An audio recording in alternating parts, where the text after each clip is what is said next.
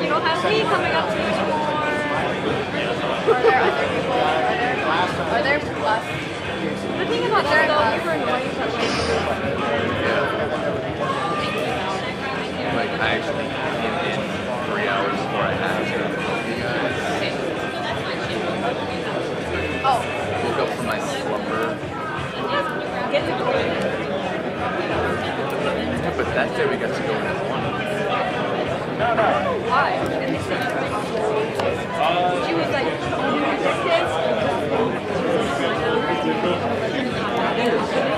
oh, you mean all your employers that were there? Yeah. All 0? 0?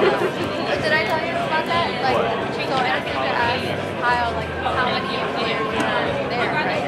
And none of them were there except for her. And her engagement business partner, Kyle, said that if you want to connect with anyone, like, talk about that event, just email me and I'll send the resume to HR, right? All right. And then Kyle said that. Good evening, DC Tech.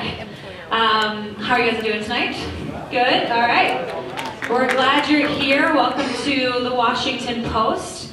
Thanks to our generous sponsor for the space, the kick-ass space. My name is Shana Glenzer, and I'm one of the co-organizers of DC Tech Meetup. I wanted to kick things off this evening and then hand it over because we have an exciting announcement. We are welcoming 2 new organizers to our team. So I would like to have them stand up. So Ksenia Coulter is over here, and Robin right over there. Robin, Ksenia are joining the DC Tech Meetup co-organizing team. Jessica Bell, I don't know if she's here right now, but she's downstairs welcoming people. She is transitioning off the team. She actually is going to be the president of the Association for Computing Machinery.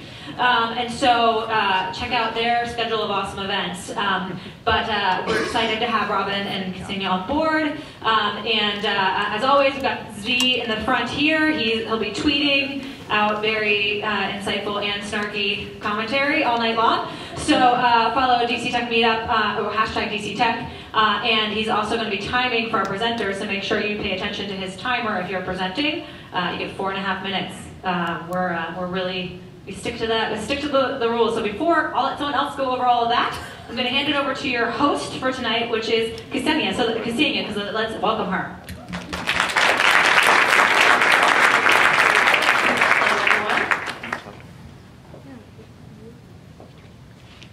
So we've reached almost 22,000 members. So yay, DC Tech. So it's a simple format. Demos on the big stage almost every month. We do this for you. We want to encourage the growth of DC as a tech hub and an innovation hub. So we'll get to hear from some great local startups. Demos are 4.5 minutes, as Shana said, so short and sweet, timed, and we will drag you off the stage. There will be some time for Q&A after each talk. And afterwards, we'll have an open mic, so you'll have time to say you're looking for a job, or maybe you're looking to hire, or you have an event that you're promoting. Only 20 seconds, don't hog the mic, but you will have time at the end. And after, happy hour at Toro, which is across the street, so you shouldn't get lost. You have no excuse. All right, and you can join the conversation. Tweet us at DC Tech Meetup and use the hashtag DC Tech. You can also use hashtag WashPostLife for Washington Post. And here's a few ways you can get involved. You can email us on meetup.com, and you can submit a demo at this bit.ly/DCTM-demo. So our agenda for tonight, we're going to talk about 10 exciting things that are happening in DC Tech. Then we're going to have our presentations, open mic, and then we'll all head over to happy hour across the park. All right, so let's just do a quick warm-up. Everybody stand up, look at your neighbor, and you can follow this handy format.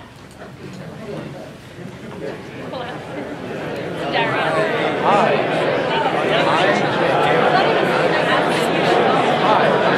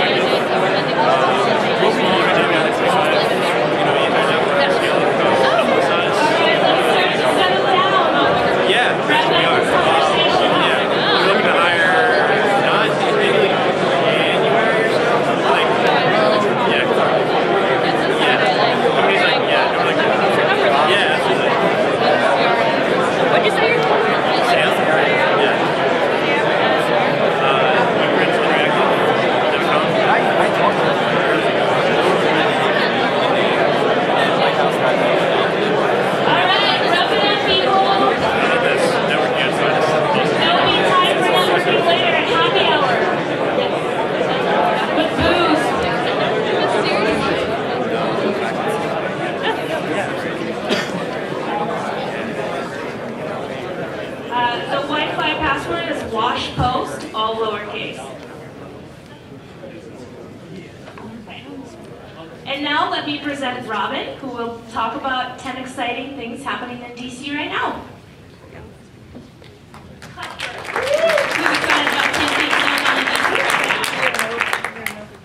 I know I am. So, we'll get started with Tech the Halls on December 14th at 7 p.m. This year it's actually going to be at ISL, iStrategy Labs. Who's heard of it? All right. A couple people. Well, it's not that hard to find. It's in Shaw. They have awesome location, and they also have, I think it's like it's a piece of an airplane that they turned into like a community meeting room. You have to see it for yourself. Go to Tech the Halls December 14th at 7 p.m. Tickets are still on sale. They're Eventbrite, but the really cool thing about this is that giving back to DC for a cause, you can bring items of clothing to donate. For every item that you donate, you get a raffle ticket for their awesome prizes. So that's one way you can give back this December. So I don't know if you have heard of this, but startup investor Ivan Raiklin has officially announced his running for Senate on November 11th. He's running against incumbent Senator Tim Kaine. I don't know if anybody's heard of him. How many people live here? How many people live in Virginia here? Okay, all right. Well, hopefully you've heard of him. So, and a little bit of sad news, Tech Shop shuttered this month. So Tech Shop was a makerspace. It was about 20,000 square feet in Crystal City, now sitting vacant. You can actually go to their website to see the history of their company. They were pretty cool setup, so we're sad to see them go, but hopefully something or one of you will take over in their absence. So, something else that recently left was the DCist website. So we were all very sad about that, but in true DC fashion, DC local Aaron Myers stepped in to fill the void. So after a couple of website name changes and a cease and desist letter thrown in there somewhere, the final website is called The District Now. So go there for any local news and updates on DC events and happenings. Add your own. I think they're still looking for content, and we'll make it great, just like the last one. So, it's about that time of year, 2017. Technically, awards are open for voting. I think it actually ends tomorrow, so you still have a little bit of time to talk about DC's finest technologists, founders, startup, mission, org. It's going to be on December 6th, actually, in 1776 on the 12th floor of 1133 15th Street. I don't know if any of you have been there before or heard of it. I know we have somebody in the audience, yeah.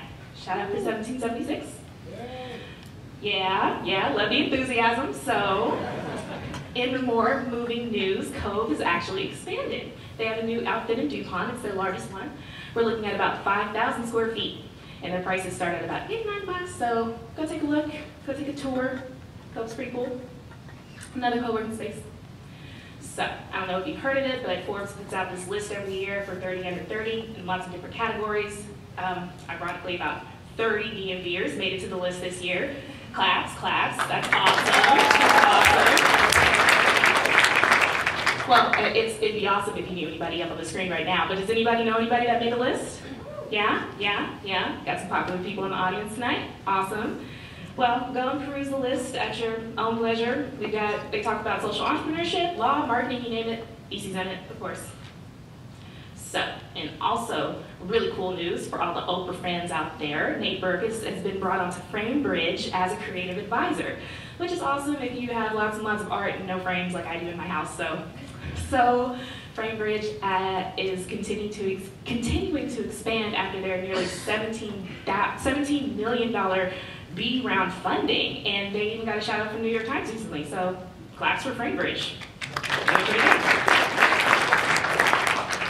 So, in another way, if you want to give back, all you wonderful DC people, Byte Back's Giving Tuesday is actually tomorrow. So head over to 1602, it's over by U Street, from 6 to 10 p.m. 10% of all the proceeds of the night of the happy hour will go to Byte Back for their Giving Back Tuesday initiative. And in really cool news, Wirewheel has secured $3.1 million in seed financing. It's based out of Arlington, Virginia, and they're even hiring. Steve Case, the NEA, and the former U.S. Commerce Secretary Penny Pritzker are among its investors. So that's pretty cool. Yay for Arlington, right? And in fundraising news, I know how much you all love my voice, but I'm not going to read all 12 of them out to you, so I'm just going to leave it on the screen. We've got about 12 tech Rockstar is looking for fundraising recently, so I'll let you peruse that while I turn it back over to Ksenia.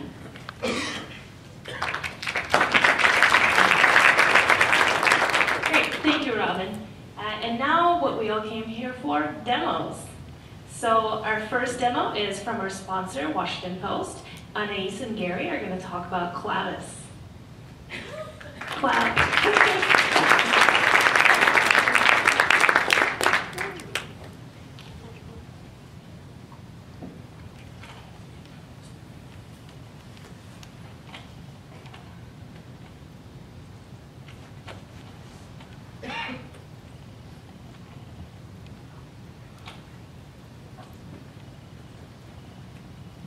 Cool. Hi, my name is Gary Fenstamaker. I'm a senior developer on the Big Data Personalization team.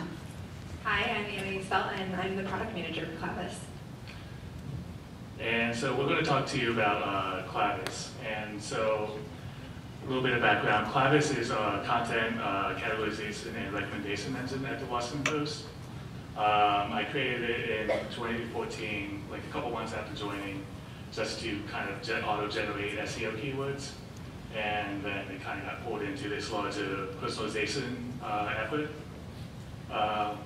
So basically what it does is it kind of analyzes a whole bunch of articles, figures out like what it's about, and then uses that to kind of provide recommendations to like advertisers or most like predominantly like users at the bottom of the website.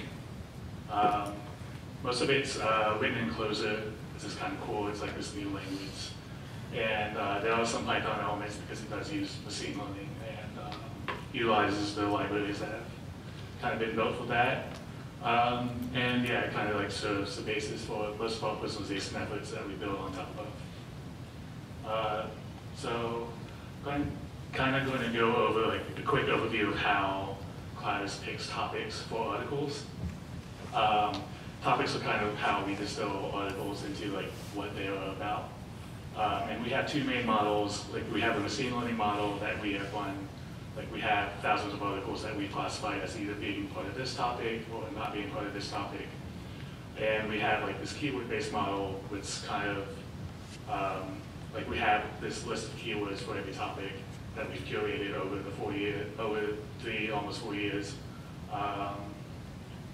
for each topic. So we kind of take those and combine them. And you can kind of see, like this is for this article, you can kind of see an example of like the machine learning model saying that one of these topics applies or the keyword model like covers a different topic. And eventually we take all these models and decisions and merge them into a final topic list.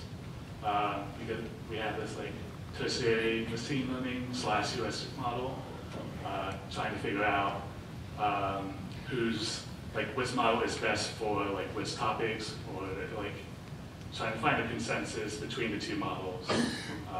Because like the machine learning model is very precise, like it strives for accuracy, and it like when it says that this article is of that topic, it's probably correct.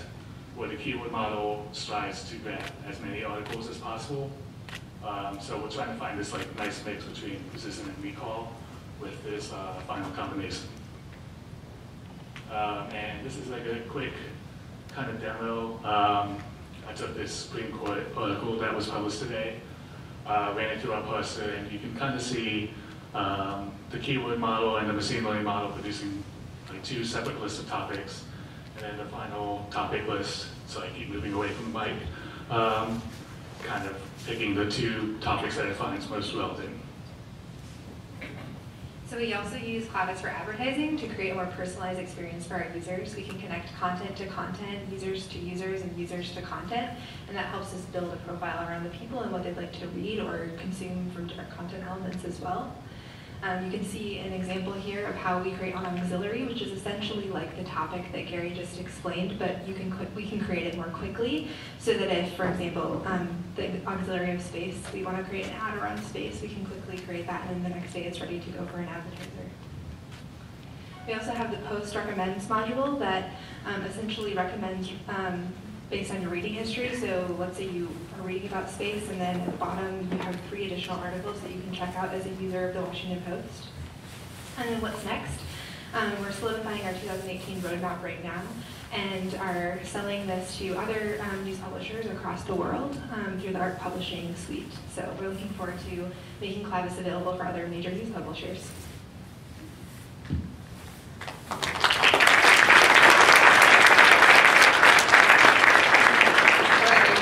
For questions. So does anybody have any questions for the Washington Post team? Anyone have a question? All right, go ahead and say your name and stand up if you don't mind. Hi, my name is Henry Hollett. I'm a software architect, and I had some questions about your machine learning models and wanted to know if you were taking content and putting it in Elasticsearch and then rendering it based on keywords. So we don't really use Elasticsearch. We have this pipeline that kind of solidifies the topics, and then we save it into a MongoDB database, and we kind of search off of it from there. We've thought about using Elasticsearch, but we haven't really explored that too much. All right, other questions? For them? Mark.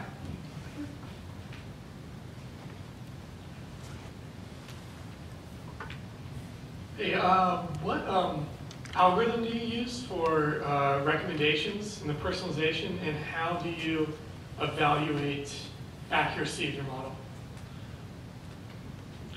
So most of our recommendations, so for content-based recommendations, we use pretty simple cosine similarity. We take like your user history, take all the topics, and kind of do a time decay over that, and then just compare it to what we have in the recommendation pool. We also like have a collaborative filtering engine for each article that kind of trades off and on with content recommendations. Our quality metrics are still like working on it. Most of our metrics right now is just click-through rate. So like algorithms that have higher click-through rates or changes that have higher click-through rates, we tend to just stick with those. All right, thank you so much. One final question for them, otherwise we'll wrap it up. Oh, really? You're making me go all the way over Sorry. there? I'm just kidding. It's fine. I can run the heels like the best of them. All right, there you go. Is this proprietary to the Post, or is it going to be available for the people to license, or like a revenue model kind of thing? Yes, so it's part of the publishing suite, so it's available through that for other publishers who sign up for other publishing will get Clavis, or can get Clavis if they want. Mostly it just stays proprietary. Thanks so much, guys. Thank you. Next we have 20 tables with Alex Cohen.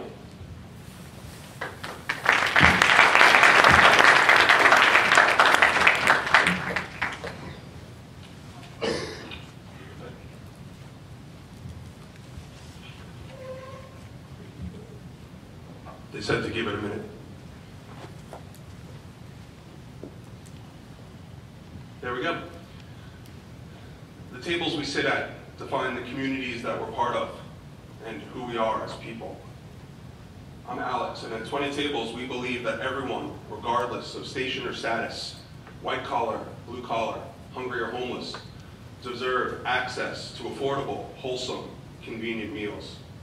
How do we do it? Simple. Through a platform of $6 lunches and $12 dinners.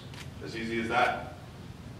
You as a consumer purchase books of tickets. For every 20 meals you redeem through our system, we donate 5 to charity. Capital Area Food Bank, DC Central Kitchen, and Martha's Table. And through this, collectively, we aspire to make an impact, not just for DC's hungry, but for beyond. Let me show you our app.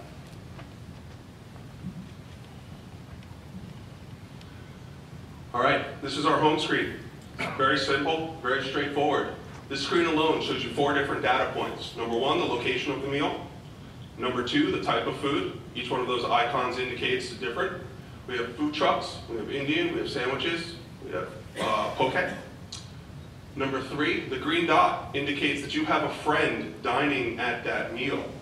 And by clicking on it, you can find out what time and where, and just jump in and join them, furthering the restaurant's desire to drive business to their shop. And then fourth, the color indication. Yellow means that they've received a net positive. Gray means they have yet to achieve that net positive. Let's click on an example. We've got a food truck up there. We've got Jim eating at that food truck. Non and Beyond. These are all restaurants participating on the platform. Non and Beyond. Project Milanese. Fazoli's. Let's place an order. All right. Bub and Pops. Frequented by our developer, Paul Murphy from 3 Advanced, top-notch development shop. They developed our app. Did a great job. Took them less than 4 months. So let's jump in. Let's go straight to Paul. All right, so we're serving dinner. Here are the options. We limit to 3. We limit to 3 so that the restaurants can focus consumer attention on the inventory that they want to move so that that price point works for them. You scroll through and you simply submit an order. You can increase your quantity. You can broadcast to friends or not. So if you're in the mood for a private meal, you just toggle off and no one can see where you are. If you want to passively advertise to your network, for example, if you went to GW and you have an extensive network of friends and you don't have time to coordinate with all of your friends where you're eating, who you can see, who you want to see, this is a way to passively blast out to your network through the app where you're eating and when. The clock is starting. Pick up, dine in, and you set your time in advance. So I apparently get another 4 minutes because I never started the clock. Get used to me up here. You set your time in advance. That's really useful both for restaurants and food trucks. One of the major pain points for food trucks is standing outside in the cold during the winter. This lets you set up that time in advance so you no longer have to stand outside. You just grab and go. So we submit an order. All right, it's going to cost me 2 tickets. Lunches cost 1 ticket, $6 to you. Dinners cost 2 tickets. So we submit the order. It goes pending on the platform. Goes over to the restaurant side. The restaurant, in real time, gets to say yay or nay. If they're busy and they don't want the business, they just say no. If they want the business, they accept it, just like that. I go, I pick it up, or I dine in. We don't do delivery. Delivery is overcrowded, and in my mind, Amazon is going to take that all over once the drones start flying around. Right? So now, I picked it up, and I can rate my meal. So I click tip, rate, and tip. Thumbs up or thumbs down, binary. We don't want to be a troll board, but we want to be able to provide both our restaurants and users the ability to have feedback. So here, I enjoyed my DC clam chowder. Submit, I want to leave a tip. Sure, why not? Today I really enjoyed my meal. Submit, as simple as that. So that closes the consumer loop. That's a whole meal. Well, let me show you what else we have going on. For every 20 meals we serve, we donate 5 to charity, right? Well, we gamify that experience. I've donated 900 meals to charity because I've done this demo so many times. Right? Somehow I'm still only number 2, so kudos to my friend who's put 900. So what we do is we encourage people to donate tickets. If they get super competitive and they want to be that number 1 spot, all you do is you donate a ticket, select the number of tickets, submit, and it jumps me up another 12. Every donated ticket is 12 meals donated, right? Similarly, you can go to your friends and you can see who's eating what where, and just click in and jump with that person in on a meal. It's a very straightforward, simple concept that we're trying to advance in Washington, D.C. as a first proposition, and then out to D.C. satellites. And by doing so, we can make a difference collectively. Affordable meals for consumers, increased business for restaurants, help feed the hungry, a community of food. Thank you. Awesome.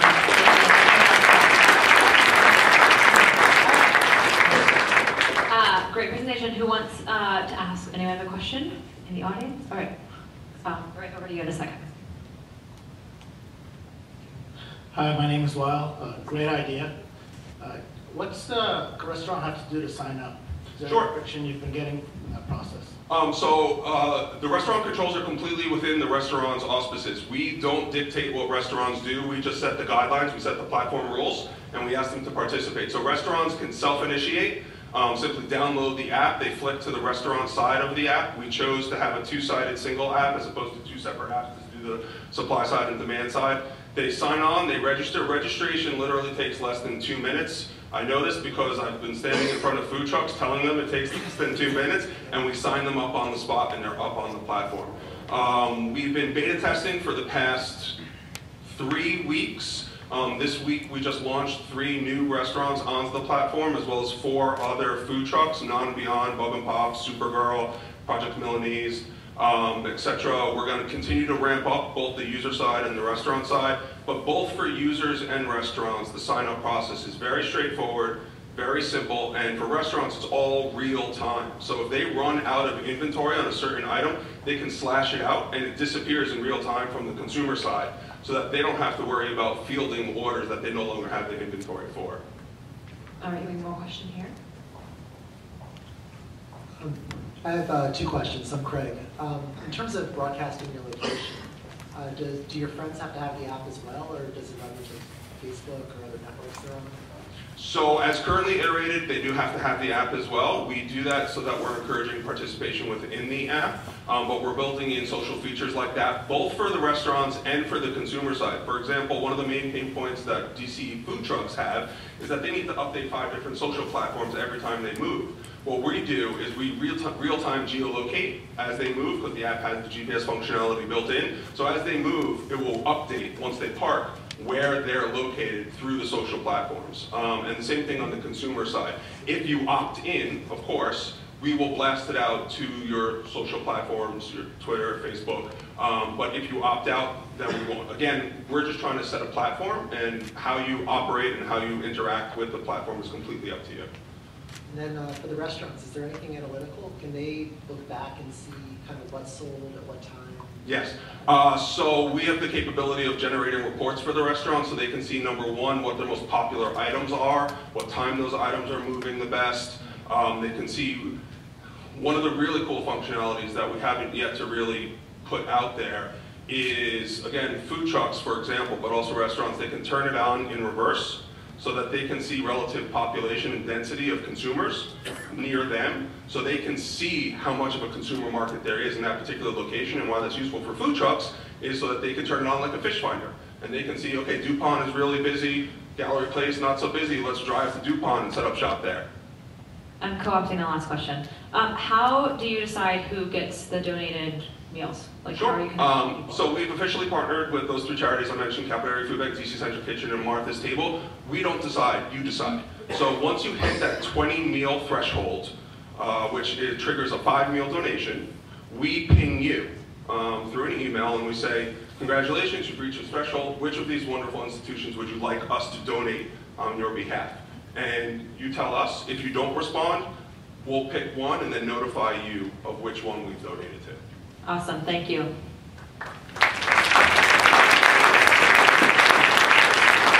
Next up, we have Motivator with Richard Rothstein.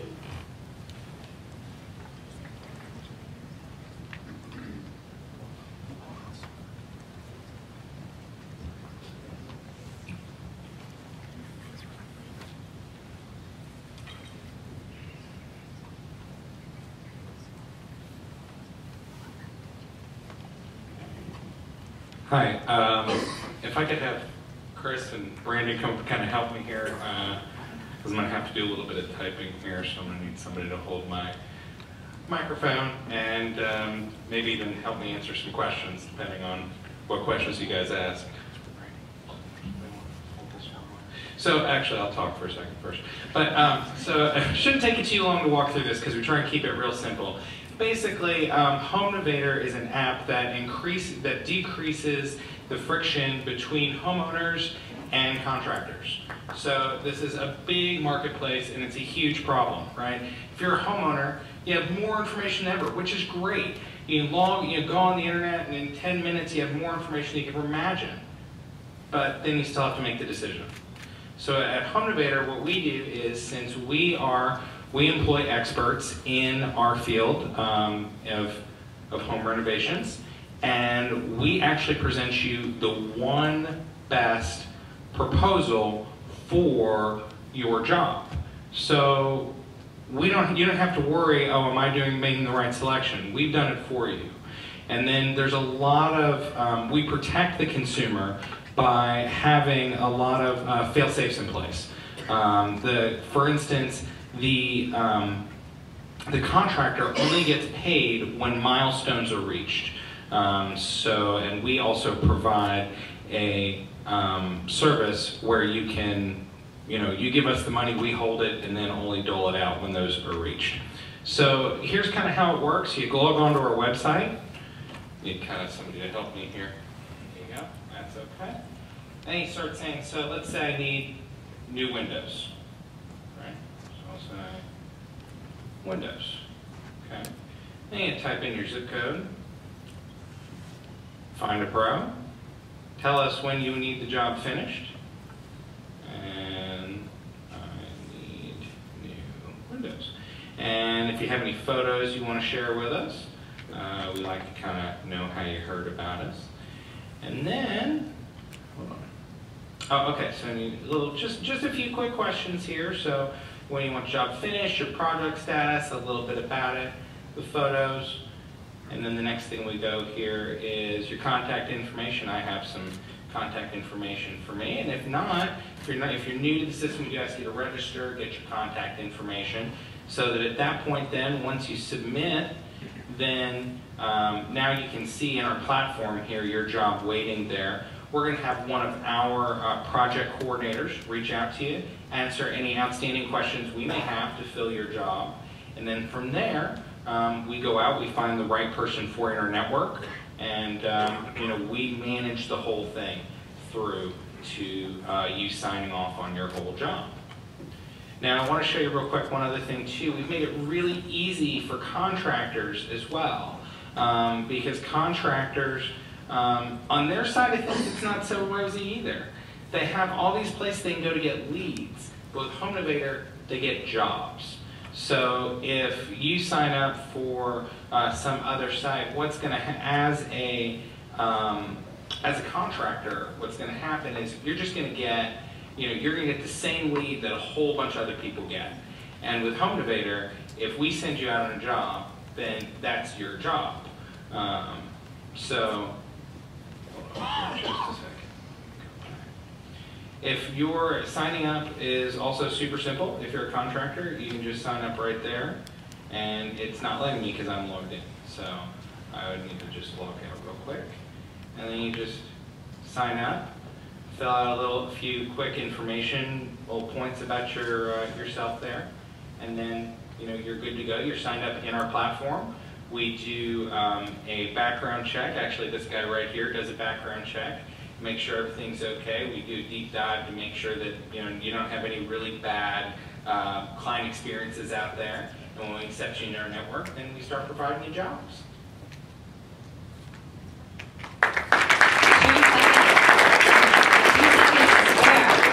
Well done. All right, do we have questions for? All right, we have 2 questions. I'll come to you in 1 second. I'm going to hand the mic back over here. Can you hand this mic?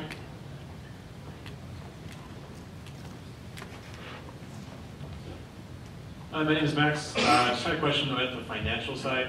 So you're saying contractors will reach out to you and they'll be given jobs. The client reaches out to you and they are given a contractor. Who sets the price? How does the bidding process work? How does that whole aspect of the transaction work? Sure. So as far as obviously the contractors is kind of a passive thing. They get set up in our network, and then they just wait, and we reach out to them when we have a job that pairs with them. So we're going to look at that on various things. Are they experts in Windows? Are they experts in door repair? Whatever they're an expert in, we're going to make sure we're only sending them those kinds of jobs. Also, when they're available. If it's something where in the window there, the homeowner has said, hey, I want this done in a week, and they're not available this week, well, we're not going to send them that job.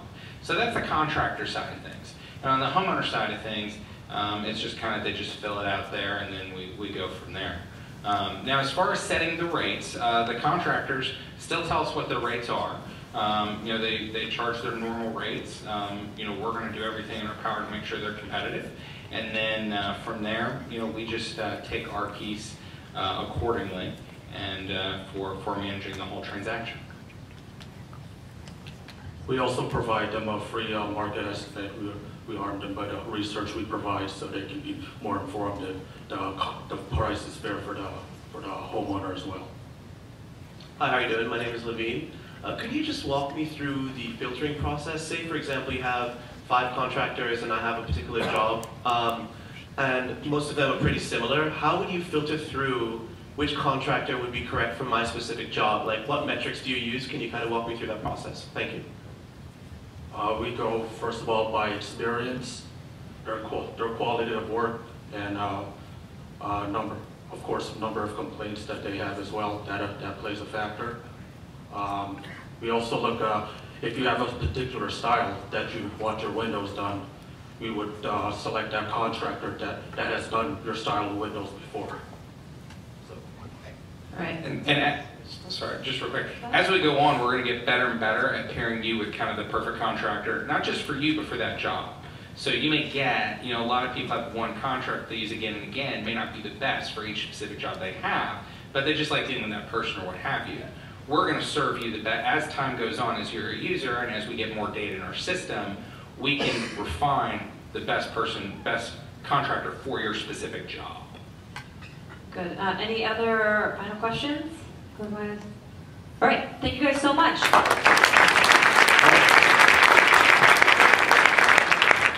Also, feel free to take a postcard if you need a project right away. All right, cool, thanks. And one last thing, we are looking for our seed round of investors currently. All right, great, thanks. Next up, we have The Cut with Obi Amil.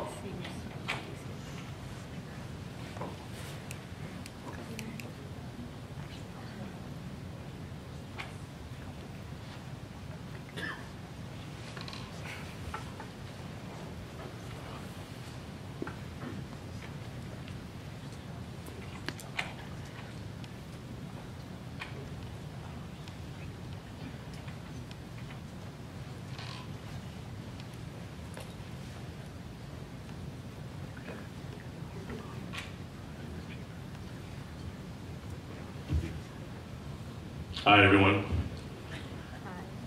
So my name is Obi, CEO and co-founder of The Cut. And so in the era of Uber, Yelp, and OpenTable, the haircut experience can still be painful at best. I tend to get my hair cut as often as many people in here cut their grass. So for me, the experience can be quite arduous and time consuming. So on any typical weekend, we can walk into a barbershop and spend up to 3 hours or 2 to 3 hours waiting just to see your barber, especially if it's on a busy Saturday or Friday.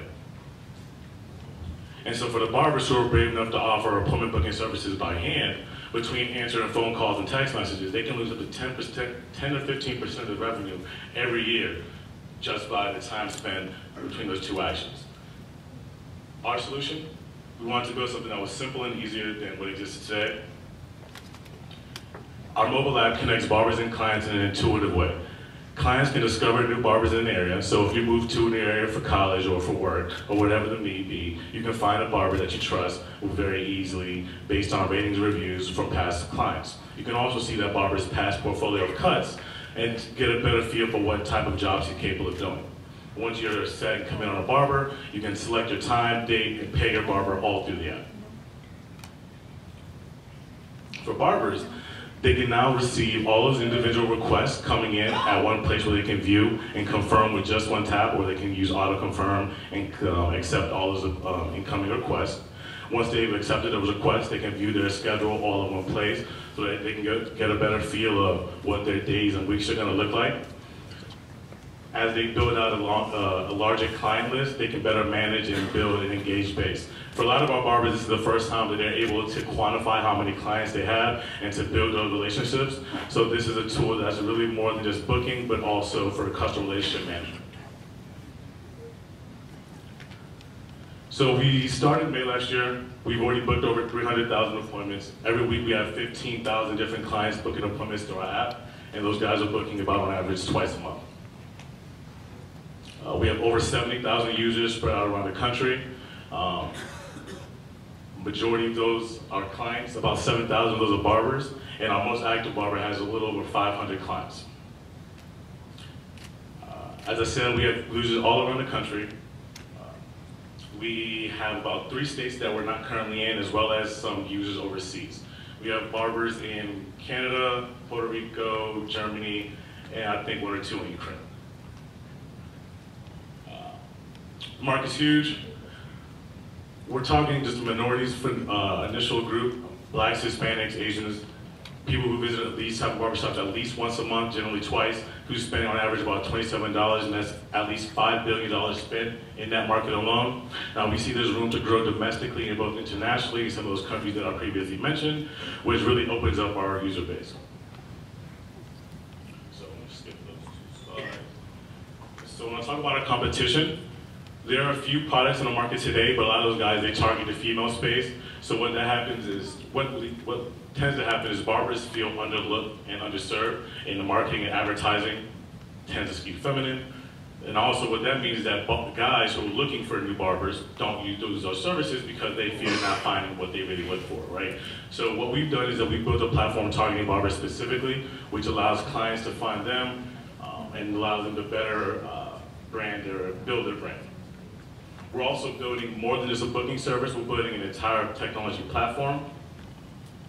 Right now we process payments, but as we grow next year, we plan on rolling out a marketplace to really distribute products. And then once we have that marketplace built, we believe that we can extend into related industries such as fashion and entertainment and really capitalize on the user base we've built. A little bit of our acquisition numbers, expectations, a little bit about us. And so we're right now raising a little agent round to help us grow, do some more advertising. We're also looking for introductions into any publications and people who you may know into the beauty industry. But we are reimagining men's style and grooming at the cut. We want you guys share our vision to help us cut the next generation.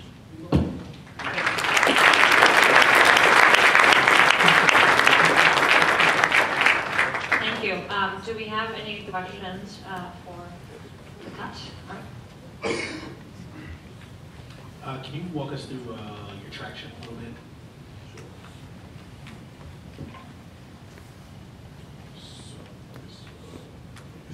So we launched in May last year on iOS. We built the Android version several months later. As you see there, about 9 to 11 months. Jesus Christ. The thing is, a lot of our users are on the Android. A lot of the barbers tend to be on the Android side of the market. So what happened is, once we built the Android version, it really opened up the entire side of the entire market. Because barbers didn't want to use our platform at first because it kind of isolated some of their users. So once we built out both sides, that really opened up the market for us, like I said. And we're averaging about 6-7% weekly growth on appointments and users on all our main KPI indicators. Like I said, we have a little over 70,000 users. 7.5 are those of barbers. The rest are clients. About 70% of those are actively booking appointments every month. Yeah. All right, thank you so much. All right, another question? I'm Hans. I wanted to know if there's like a media section where you can see what cuts the barbers have done, like pictures and such. So on the barber's profile, like you see here, when you go, you can see his location, his hours, and then some of his cuts here. That's what we have to allow you to see what he's done. But you do have plans to build out like more of a, not an Instagram, but more of a feed where you can discover new haircuts and hairstyles from barbers around the area. Cool. One more question. All right, one over here.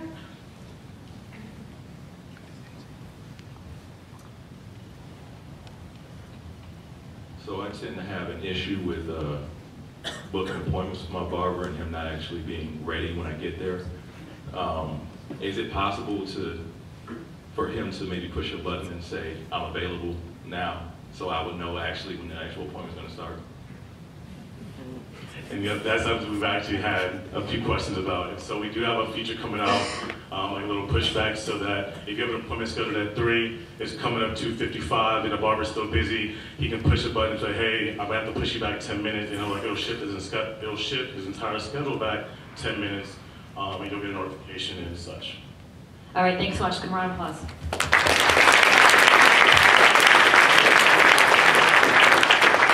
Next up, we have Kesha and Adil Yeltsin.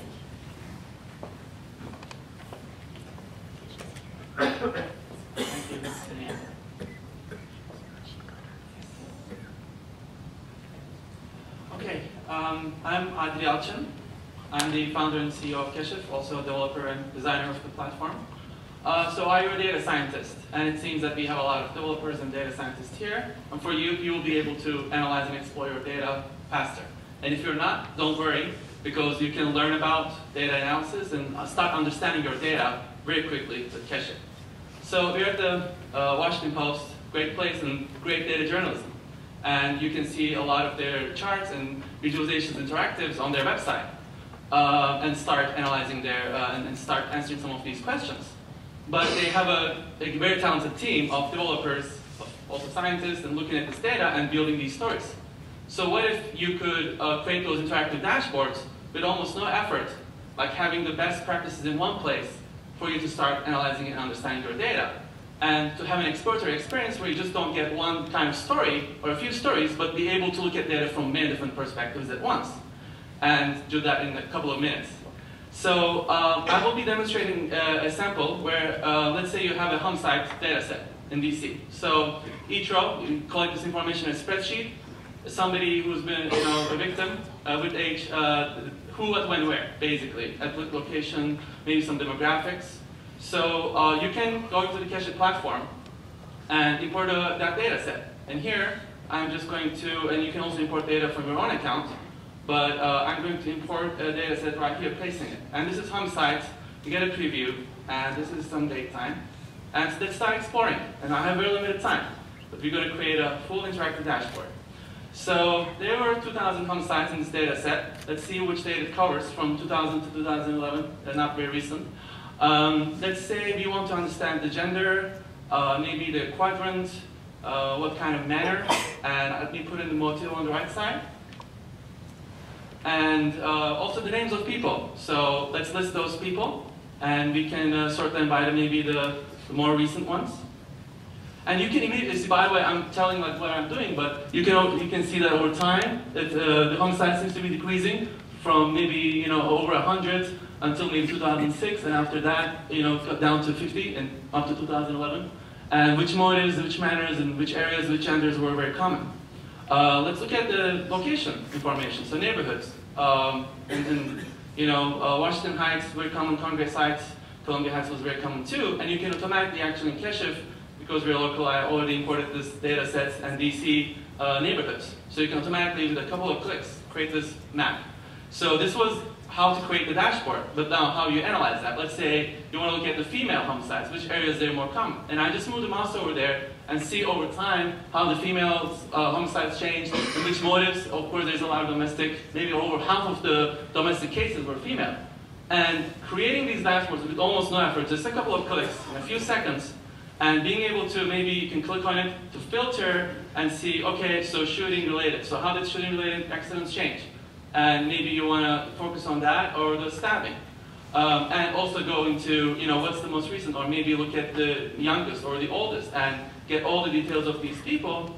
Let's highlighting it in the Northwest area in 15th May. So this is all an interactive platform with the best practices included, so you'll be able to look at, not just the home sites, but a lot of data sets too. So you can import data from different resources.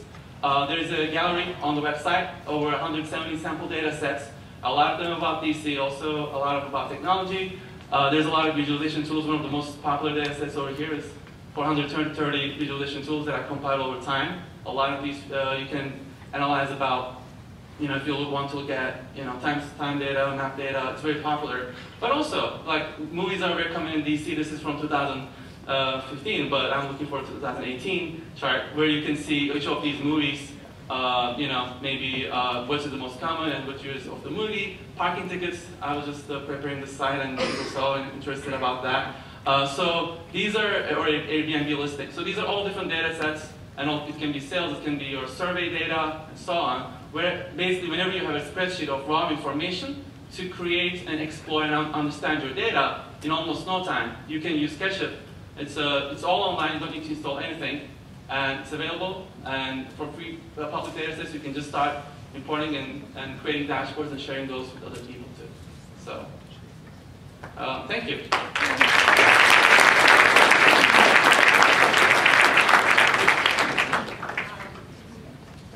Bunch of questions. I'll get to you 1 second. Back in the back here.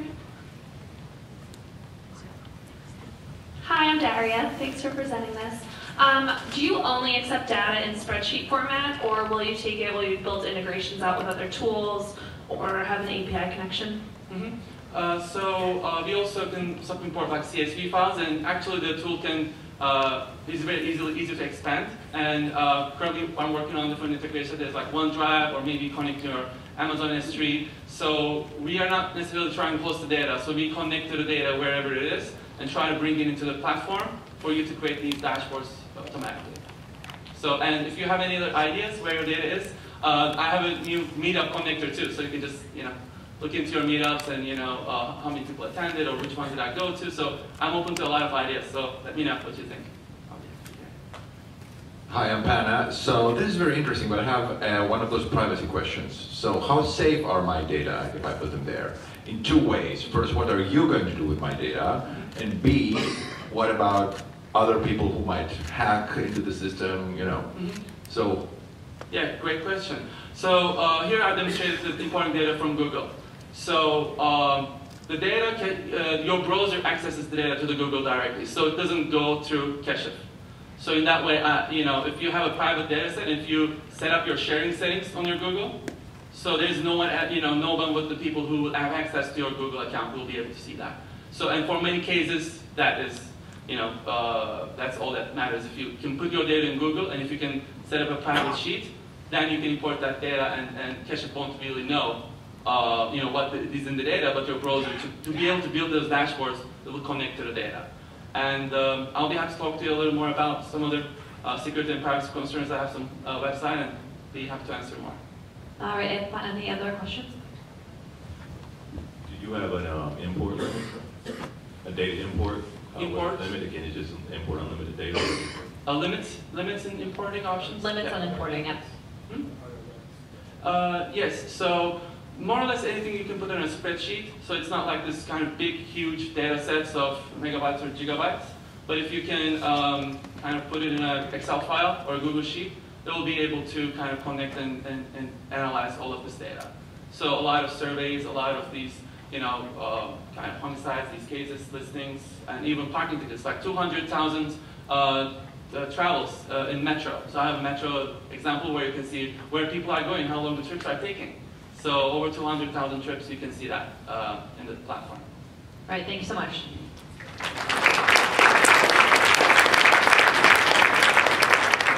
Next up, we have Iris with Hussein Cholkami.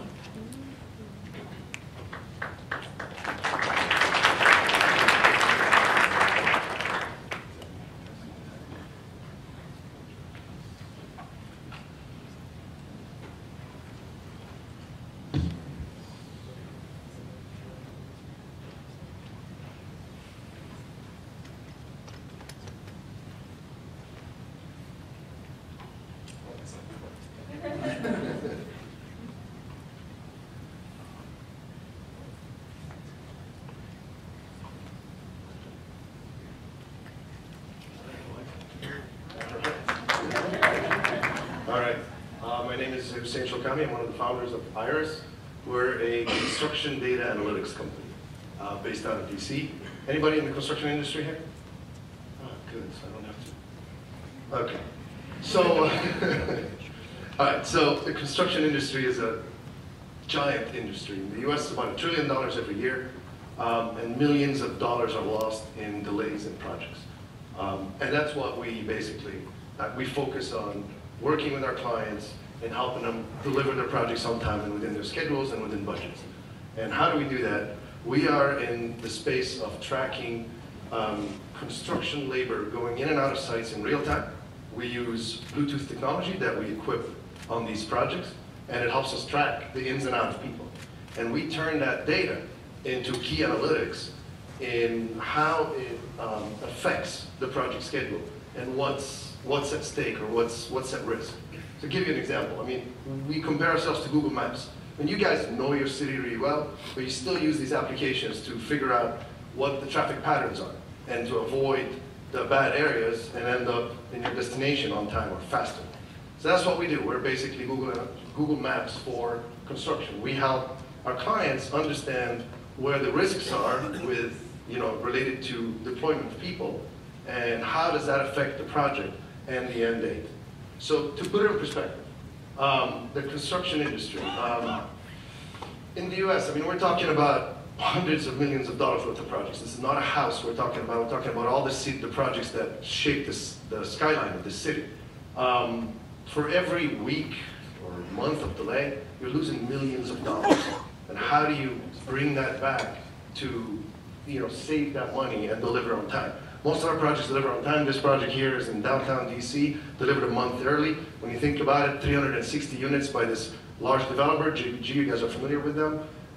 365 units to be put on the market a month early. That developer is making an enormous amount of money. And it's very happy to have our system, let's just put it this way. So I'll walk you real quick through our system. So the way our system works is we take the project schedule and we take all the budgets that the project has up front. We load that up in our system, and our system builds a trajectory of what the deployment would be for these for the people on the project, based on trades and based on trades and contracts. Let's just put it this way. So what you see here is our system gives you a very high view for the clients to tell them, all right, this is where you're supposed to be today. You're supposed to have 130 people on site. Sorry, 124 people on site. You're deploying 134. That's the level of detail you'd be getting. But when you pull all the way out, it tells you how fast the project is flying at compared to your schedule, and it gives you basic information to understand at all times how to make decisions on the project. Gives you real-time access to the webcam, and it does set some analytics for you in the sense of how consistently your labor is on site and how safe the labor is on site, all the different incidents. Why is the consistency important? Because that affects how, if the same person is coming to do the same job every day, they're more efficient and they're safer and the quality is better on the project. And most of these projects, they suffer with the fact, what they call day labor, which is basically the subs will bring anybody that they find at Home Depot to try to fill up the space with people, and guess what? That affects the safety and affects the project as you go. So, so that's basically what we focus on. And what we do is we give our clients analytics from all the way, as I said, high level, all the way to the detail of, and hopefully this will be working for me. This is your timesheet for today. This is the people that were there. And when we take that data and analyze it back into the system, so this is yesterday's, let me just generate this. This is better because it shows yesterday's timesheet, which, sorry guys, it was a holiday. Another day. Nobody was working, luckily, on that site. And yeah, so this gives you the timesheet of the person, when they showed up, when they last left, and how many hours they were on site. Now, why is that important? Because if you know that you need 20 electricians on a site every day to finish a massive data center, which we were on in Dallas area, and if there's 10 electricians that are showing up and not 20, that's 50% of your labor not showing up. There's a risk right there and then for you to complete that project, and as it keeps on going. So, so what we do is we have an overview for our clients, and I know I have a lot to cover, but it's a very complex system. But we give an overview to our clients of what contracts are at risk, and the clients can know at all times what's happening in real time, and they can make decisions based on that. Am I passing that? You passed already, but do you want to show the other two tabs quickly? Yeah, no, just real quick. The idea is basically the overviews. We can get down into analytics, so you can understand where things are falling behind. In green here, those are all the projections of how your project should have deployed. Everything in orange is your actual. So when you're looking in this area, you can see where things were slowing down. Clients were making decisions on how to push the project forward, and then you can see how they were meeting up and exceeding the schedules in order to try to complete the project. And as I said, this project finished about a month ahead of schedule, which is basically the outcome. That's awesome. But yeah, round of applause.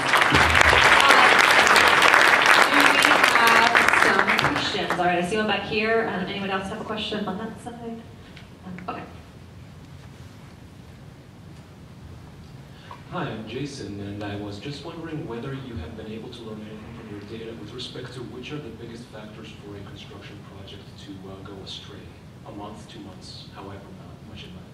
You mean by which trades, or? So your data tells you, for instance, that maybe on any given day, 10 electricians were no-shows. Now, naturally, if I see a pattern of the same electricians falling behind every 2 weeks, that's a cause for concern. Is this the main reason for which development projects fall behind based on what you're seeing, or is it poor decisions on a plot of land or weather or anything along those lines? Well, weather has to do with it, and a lot of it also has to do with deployment. A lot of it has to do with the subs not meeting their schedules or trying to play tricks on the general contractor. So it helps the general contractor capture that, and it sends them alerts. We send text messages to the general contractor when these games start getting played, and the general contractor can zoom right onto that issue and deal with it on the spot and make phone calls, and or set up meetings, and that's how you avoid what's next.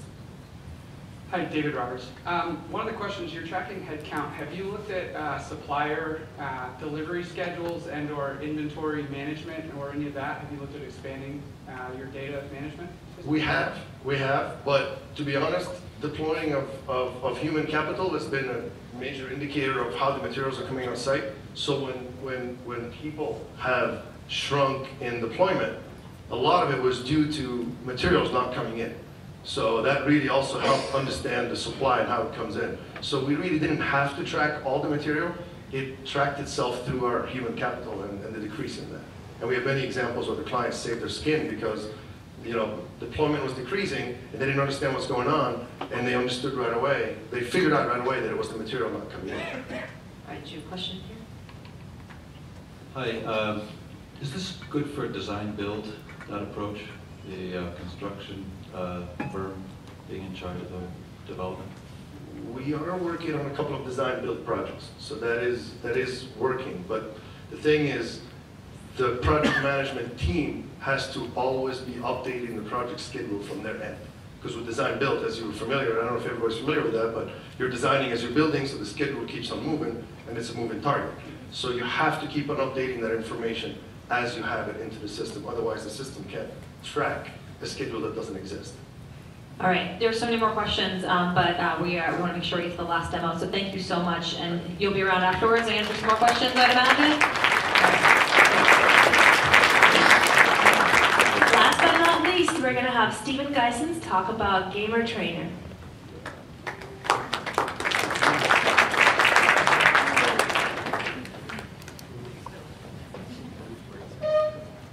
Okay, so I don't want to be the guy that's keeping everybody from happy hour, so I'll try and start with some interesting stats. I'm not sure how familiar the audience is with gaming, but just for a little bit of perspective, in 2017 alone, almost $100 million have been paid out in gaming tournaments. It's becoming much more prevalent. Colleges are starting to offer scholarships for gaming, and with the increased competition, there's need for the tools and the systems that kind of support that competition. So that's how I came up with the idea for Gamer Trainer. Honestly, I was getting back into the gaming scene. I was rusty. I needed help getting better. So I thought, how would I try to get a lesson from somebody? I can do that for the piano, for any sport that I want to play, chess, right? I can even find somebody to give me a lesson who's had years of experience in that industry. So that's the initial inspiration for Gamer Trainer. So in May, I started working on this full-time. Since then, I've launched a platform where you can book lessons, you can take the lessons, there's an integrated video chat, and we're about to roll out integrated note-taking and an audio option if you want that. It pulls in your live stream, so if the trainer, if the game doesn't have a good spectator mode, the trainer can just log on to Gamer Trainer, they have their video chat with you right there, and your live stream's pulled in. Recently, I've actually been speaking to somebody about becoming a business partner, and things are very much in the works that I feel comfortable presenting this. In addition to the lessons and the services, we're going to start building out tools that support the same goals. So, taking a step back and touching on the industry again, the closest comparable industry is sports coaching, which is currently a $7.6 billion industry, and esports isn't at that size yet, but it's rapidly growing and is kind of on trend to overtake that in the next 5 to 10 years. In terms of customer spending, people tend to have the mentality, you can probably relate with like microtransactions in apps where you may not pay for the app up front, or you pay maybe $1, but where they're really making that money is on the back end. Some large video game publishers and related organizations are seeing much larger returns after that initial purchase, and that's what we're betting on. So very simple model for the lessons and classes. You pay for your lesson, you're able to view the trainer's profile, book a time, pay for it, and have the virtual session. And I'll get to the strategy tools in the demo. As for the business model, it's very simple. We're a marketplace. We're connecting the students and the trainers. So we take a 20% cut. So far, the lessons have booked at around $15 to $20 an hour, but there are pro gamers out there who charge upwards of $100, $150 an hour to give lessons. So we just take a simple 20% cut for connecting the two, offering the integrated tools, the strategy tools that I mentioned that we're bringing to the platform. You can kind of imagine how a coach will draw the play in basketball or football. It's the same kind of thing, but for video games, and it pulls into game maps. So there are some competitors in the space, but none of them are really entrenched. They're all very new, and because it's such a fresh space. We're in a beta phase for the Gamer Trainer Lessons platform right now, and the other tool that I mentioned, the strategy tool, TrickStrat, was also recently rolled out. So myself, I'm a developer. My background, I'm just a casual gamer, but I brought on board 2 pro gamers who have experience in this realm. If you want to get to the demo, you have 30 seconds left. Okay. Yeah. See if we can find it. Or demoing. Yeah. Okay, so I mentioned the strategy tool, TrickStrat. An example here, I'm going to pick a map from the game Gears of War. Just like a coach might draw up a play, you can draw where your team's supposed to go. You can drop little markers. And this, in a month, just the developer tweeting about it, he's gotten over 1,000 users in, honestly, games that aren't that popular. So we see a lot of good growth opportunities there. When you come to Gamer Trainer to look for a trainer, you can review a profile, the trainer's profile, read reviews if you want. These are real. This is live also, by the way. And then you can book a time for a lesson. Very simple, single credit card payment.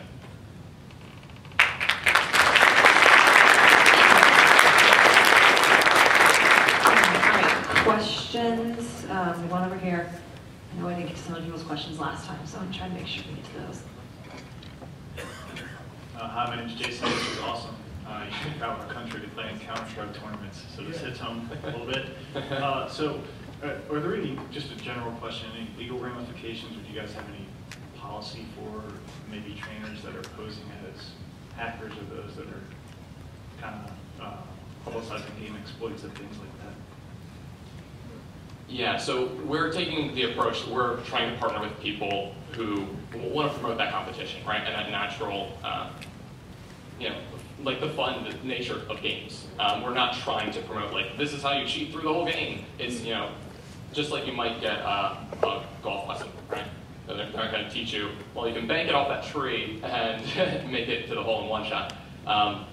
It's kind of goes with the spirit of the app.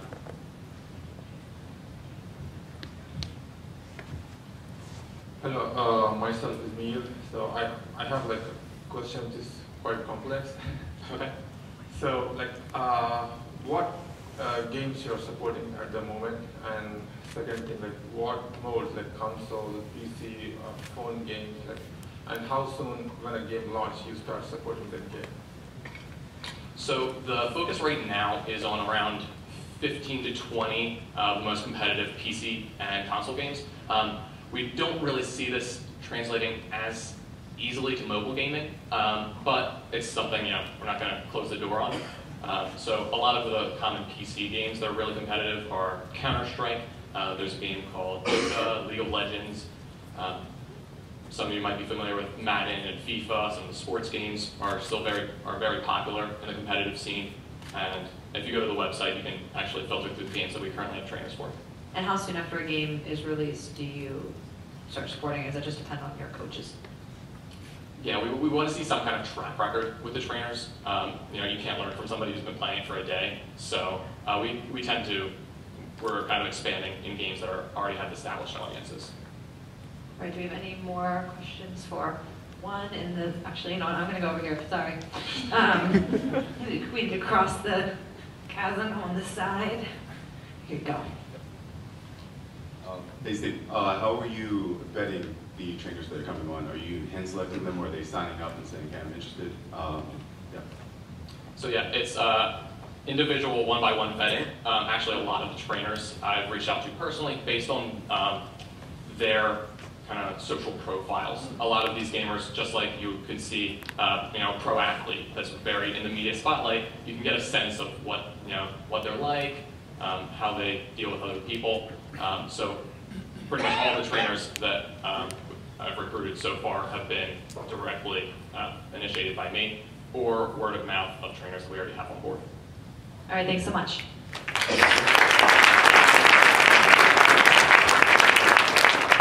All right, that's it for demos. Now we're gonna have our open mic. So the line is gonna start right over here, stage left, where Robin is. And this is a handy format to help you kind of figure out what you wanna say and keep it to 20 seconds. You can advertise a job posting, or if you're looking for a job, or want to promote an event. We will cap it off at 25 people. And let's start. Yeah, let's go against the wall right here. We're just, you're back. You're back. Hey, what's up, DC Tech? How you guys doing? Okay, cool. My name's Kendrick Jackson. I'm going to say this really quick. Kendrick.Jackson@dc.gov. I work for the mayor. And why am I here? How many of you are raising money right now for your company? None? Okay, or a couple of you guys? How many of you need tech talent? A couple of you guys, web developers, data scientists, user experience developers, ecosystem builders. We created a program called DC Youth Corps, which gives you free web developers, user experience designers, data scientists, and ecosystem builders from here in DC for an entire year. Please remember my name, Kendrick.Jackson@dc.gov. Thank you. We will push you off the stage. We're going to stay over here.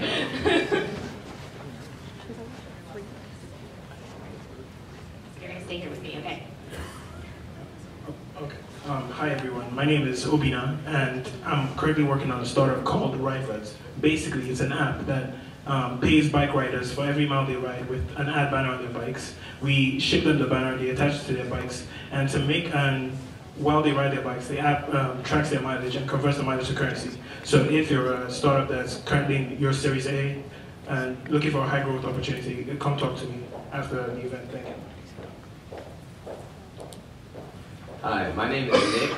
I'm being a little vague because I had to change my pitch because it's actually a competition we have here, but we are creating an online marketplace for services, and we are looking for a 4th seed investment. We're part of a team of 5 individuals, so if you're interested and want to learn more about the name and the concept, talk to me at happy hour. Good job, right on time, okay. Hi, I'm John. I'm from Geospark Analytics. We're a threat and risk assessment global platform. We are a team of analysts and developers who are creating the 25th hour of the day for people who are worried about looking at big data for threat and risk assessments. We're looking for people who want in on a great opportunity. So contact me at john@geospark.io.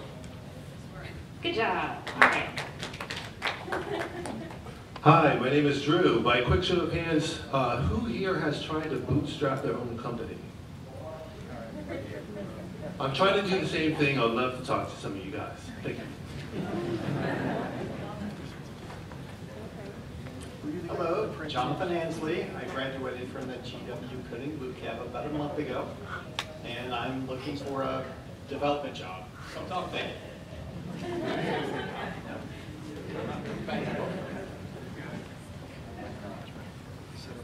My name is Hank Dearden. One of my clients is called True Crowd. If you're raising money, they are an expert in equity crowdfunding. This is a new law, part of the Jobs Act. You can raise up to $1 million from your customers. It's a perfect opportunity for cuts. But talk to me about it. Answer all your questions. Black Jacket, you're the last one. No more after you. Hi, I'm Alex from 20 Tables. Apparently 8 minutes wasn't enough. My marketing guy beat me over the head. I forgot to say, Cyber Monday, Giving Tuesday special. Download the app now. You get a free meal, and we give one to charity. Thank you. Hey, Amanda Cavallari. I'm working on VR film, so I need editors, specifically Adobe Premiere Pro. So, anyone here do that? If not, then you need VR content as well. I've worked with some larger clients like AARP and a few others. Thank you. Hi, I'm Lyle. I'm the founder of a company called Stuck in the Sand. Basically, we help startups get launched 10 times faster at about 10 times cheaper. So if you need a prototype, mock-ups, wireframes, an action plan to validate your idea, come talk to us. You can find us at stuckinthesand.com.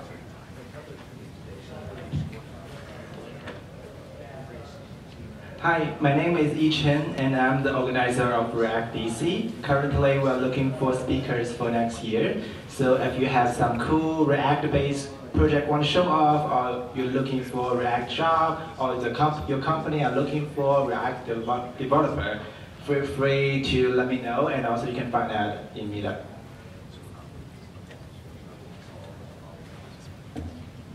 Hello, my name is Steve. I'm underemployed, and I'm seeking employment, more work in public sector data analysts, reporting, etc.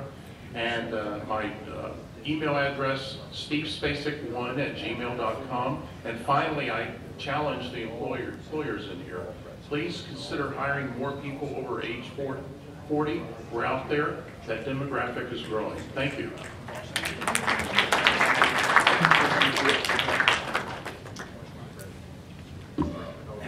Hi, I'm Paul Murphy. I run 3 Advanced downtown. We're an app development shop. You've seen some of our apps we developed being demoed tonight. 20 Tables is our latest launch, which we're excited to put live. We also helped Iris early on to get started. So if you're serious about a startup and you've got a little bit of funding to get it off the ground, you've got the experience in the field and really are ready to make it happen, come see me. We work downtown and we really have a passion for this stuff, and we've helped people get successful so far. We want to keep it going.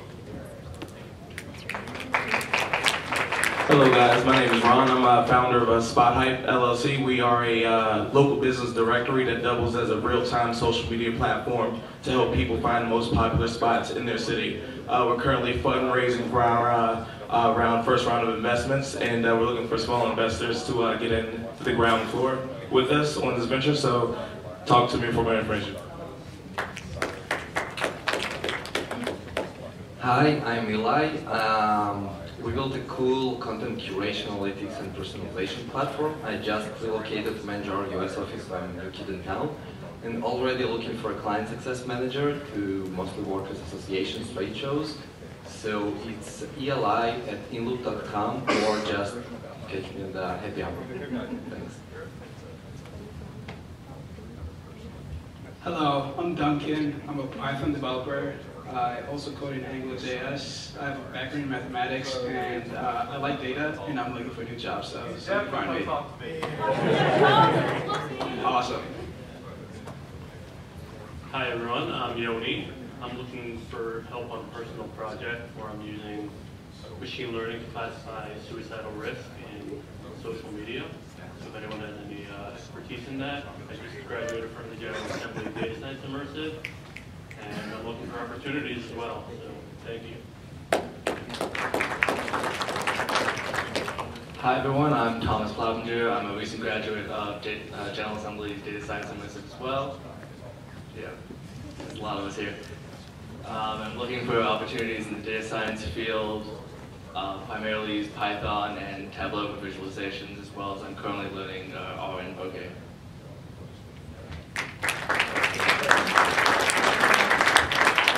That's the show. So if you heard something you want to explore more at the open mic, you can meet in this hallway over here and walk over to happy hour together. Don't linger too long. So happy hour, oh, by the way, there's no DC Tech Meetup in December, so happy holidays, and we'll see you in the new year. And if you're wondering where the happy hour location is, there's a map. It's right across the park. Can't miss it. Right. See you all there. You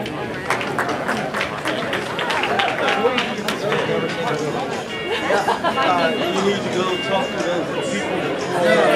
I'll come up to the bar. Wait, we can just take some pictures. We can chat. All right. All